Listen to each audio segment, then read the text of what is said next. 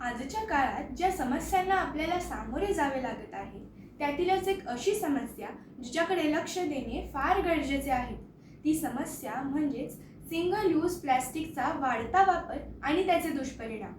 त्याचा परिणाम मनुष्य, वन्यजीव, सागरी जीव सर्वांवरच होतो. यावर उपाय करण्याचा प्रयत्न सुरूच आहे, परंतु वैयक्तिक पातळीवर देखील प्रयत्न करणे फार गरजेचे आहे.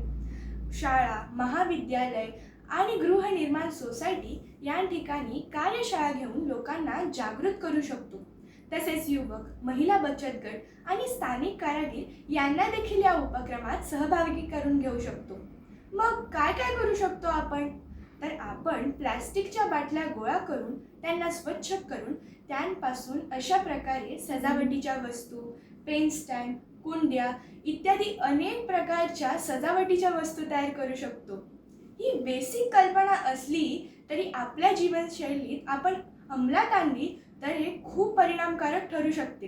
रोजगाराच्या संधी देखील निर्माण करू शकते.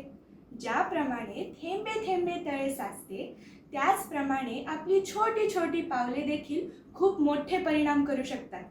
चला तर मग आपण सर्वच या ग्रीन बॉटल क्रांती या उपक्रमात सहभागी होऊया. धन्यवाद.